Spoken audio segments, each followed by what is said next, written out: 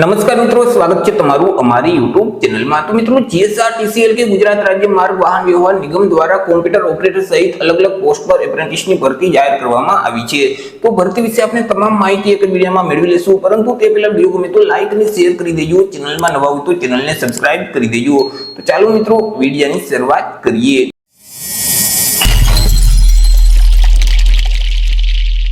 તો મિત્રો, આજે ભરતીની જાહેરાત છે તે GSRTC એટલે કે ગુજરાત રાજ્ય માર્ગ વાહન વ્યવહાર નિગમ દ્વારા કરવામાં આવી છે। GSRTC ની જે અમદાવાદ ખાતે વિભાગીય કચેરી આવેલી છે તેના દ્વારા ભરતી બહાર પાડવામાં આવી છે।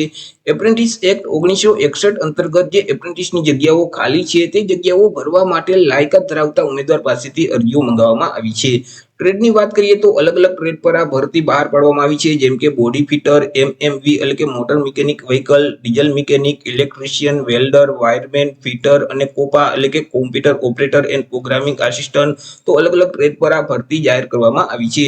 શૈક્ષણિક લાયકાત વિશે ચર્ચા કરીએ તો ઉમેદવારોએ કોઈ પણ સરકાર માન્ય બોર્ડમાંથી ધોરણ 10 ની પરીક્ષા પાસ કરેલું જોઈએ।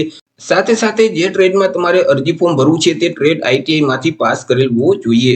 પરંતુ મિત્રો, અહીં જો તમારે કોપા એટલે કે કોમ્પ્યુટર ઓપરેટર કમ પ્રોગ્રામિંગ આસિસ્ટન્ટની પોસ્ટ છે તેમાં જો તમારે અરજી ફોર્મ ભરવું હોય તો ઉમેદવારોએ કોઈ પણ સરકાર માન્ય બોર્ડમાંથી ધોરણ 12 ની પરીક્ષા પાસ કરેલ હોવી જોઈએ અને સાથે સાથે ITI માંથી કોપાનો ટ્રેડ છે તે પાસ કરેલ હોવો જોઈએ। તે સિવાય મિત્રો, ધોરણ 12 ફ્રેશર ઉમેદવાર છે તે કોમ્પ્યુટર ઓપરેટરની પોસ્ટ માટે અરજી ફોર્મ ભરી શકશે। તાલીમના સ્થળ વિશે ચર્ચા કરી લઈએ તો ST વિભાગીય કચેરી અંતર્ગત જે અલગ અલગ વર્કશોપ આવેલા છે, ડેપાઓ આવેલા છે, તે સિવાય રાણીપ ખાતે જે મધ્યસ્થ કચેરી આવેલી છે ત્યાં ઉમેદવારોને તાલીમ આપવામાં આવશે।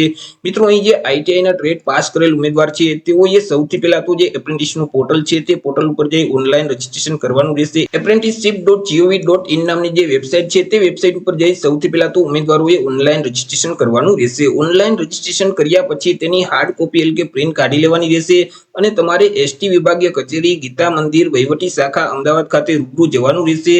25/9/2024 થી લઈને 7/10/2024 સવારના 11 વાગ્યાથી લઈને બપોરના 2 વાગ્યા સુધીમાં મિત્રો તમારે તે કચેરી ખાતે જવાનું રહેશે અને ત્યાં જઈ તમારે અરજી ફોર્મ મેળવવાનું રહેશે। અરજી ફોર્મ મેળવી તેમાં તમામ માહિતી વ્યવસ્થિત ભરી તેની સાથે તમામ શૈક્ષણિક લાયકાતના પુરાવાની પ્રમાણિત નકલ જોડી અને મિત્રો 25/9/2024 થી લઈને 7/10/2024 ના સમયગાળા દરમિયાન કચેરી ખાતે તમારે અરજી ફોર્મ જમા કરાવી દેવાનું રહેશે। તો રીતે મિત્રો, જે GSRTC ની અમદાવાદ ખાતે વિભાગીય કચેરી આવેલી છે તેના દ્વારા એપ્રેન્ટિસની પોસ્ટ પર ભરતી જાહેર કરવામાં આવી છે। તો આશા રાખું છું વિડીયો પસંદ પડ્યો હશે। વિડીયો પસંદ પડ્યો તો લાઈક અને શેર કરી દેજો, ચેનલમાં નવા હોય તો ચેનલને સબસ્ક્રાઇબ કરી દેજો।